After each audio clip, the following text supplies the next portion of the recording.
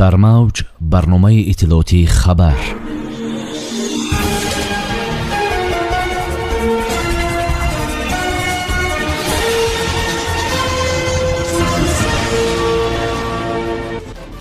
фармони президент барои тағйирот дар сохтори додситонии кул. асосгузори сулҳу ваҳдати миллӣ пешвои миллат президенти ҷумҳурии тоҷикистон муҳтарам эмомалӣ раҳмон бо имзои як фармон дар сохтори додситонии кулли кишвар тағйирот ворид намуданд. ҳадаф ҳимоя ва дастгирии соҳибкорон арзёбӣ мешавад. бар асоси фармони президенти мамлакат дар сохтори додситонии кулли кишвар раёсати ҷадид ташкил мешавад ки ҳифз ва дастгирии соҳибкорӣ як бахши фаъолияти он хоҳад буд.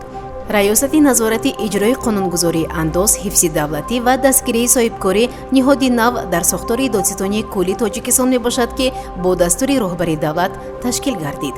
ин дар ҳолест ки мақомоти андоз мегӯянд барои дастгирии соҳибкорӣ кодекси андоз дар таҳрири нав таҳия шудааст ки феълан дар баррасии ҳукумат қарор дорад. дар шарҳи он ки чӣ тағйироту сабукиҳо мешавад, Нарзулло Маликзода, ноиби раиси кумитаи андоз ва узви гурӯҳи таҳиякунандаи лоиҳаи кодекс гуфт, дар лоиҳаи ҷадид теъдоди умумии андозҳо аз 10 ба 7 адад расонида мешавад. бонки нави давлатӣ филиалҳояшро дар навоҳӣ ифтитоҳ мекунад. нахустинаш дар шаҳри Хуҷанд.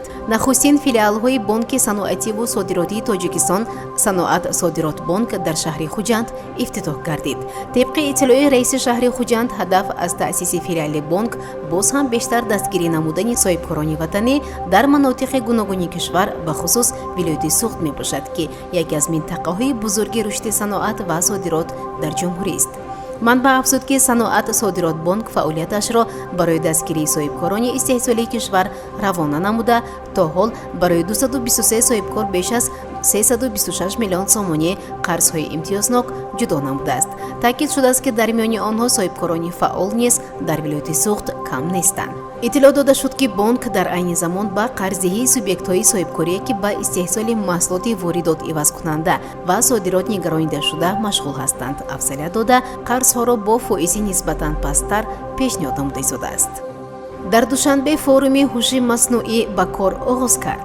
дар шаҳри Душанбе бахшида ба 65-солагии конфронси Дартмунд форуми рушди ҳуши маснуӣ дар Тоҷикистон ба кор оғоз намуд. форуми мазкур аз ҷониби Вазорати саноат ва технологияҳои нави Тоҷикистон ва озмоишгоҳи ҳуши маснуӣ Tajrabt.ai баргузор шудааст.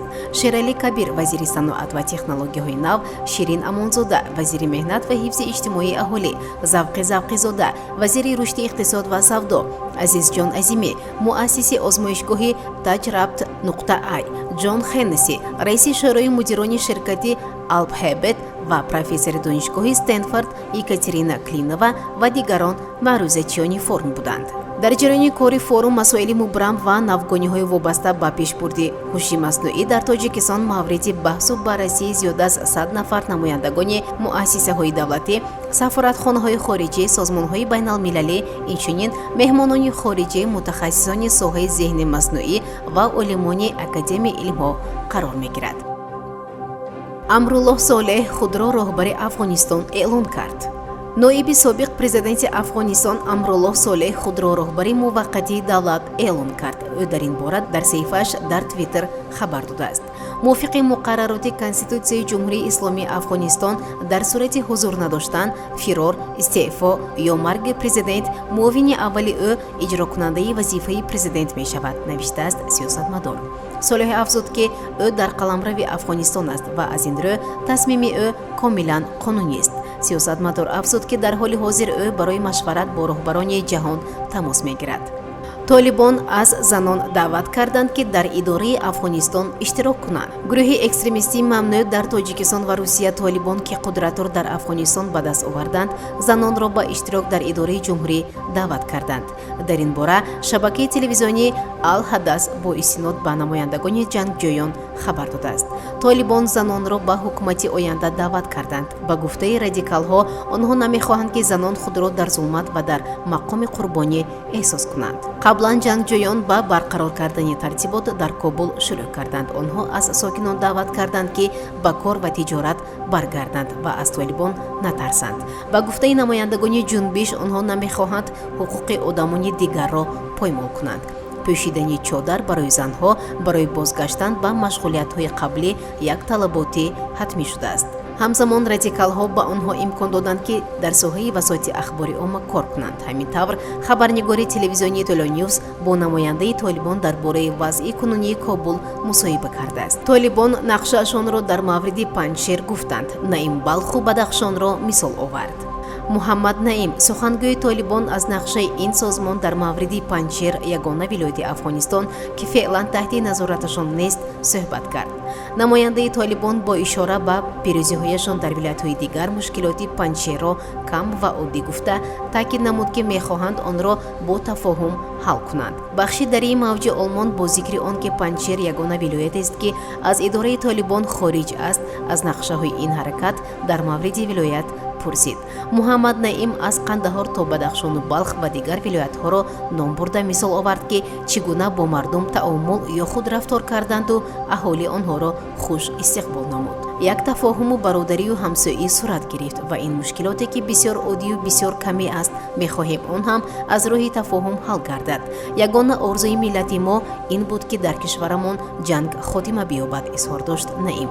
ба суол ки яъне Толибон ният доранд масъалаи Панҷшерро бо роҳи сиёсӣ ва гуфтугӯ ҳал кунанду масъалаи низомӣ матраҳ нест, Муҳаммад Наим посух дод ки дар ин ҷо роҳи сиёсӣ шояд мафҳумаш чизи дигаре бошад. ӯ афзуд, он тавре ки дар дигар нукоти кишвар таомул сурат гирифт, дар ин ҷо ҳам талош мекунанд масъаларо бидуни мушкиле ҳал намоянд. шунавандагони гиромӣ, инҷо мерасем ба фарҷоми барнома. То барномаи дигар, дар амони худо бошед. хайр. барномаи иттилоотии хабар аз рӯйдодҳои Тоҷикистон, минтақа ва ҷаҳон. огоҳ бош.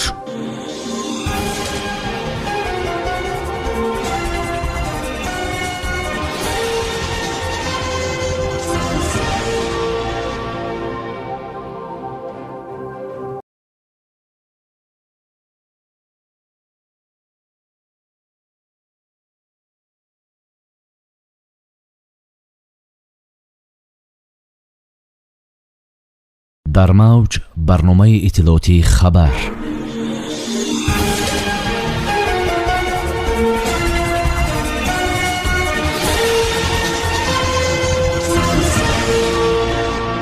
дар мавҷ барномаи иттилоотии хабар.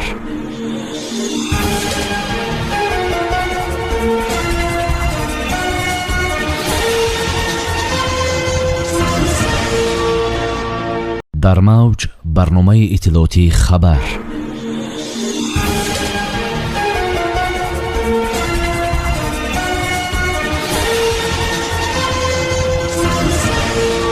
дар мавҷ барномаи иттилоотии хабар.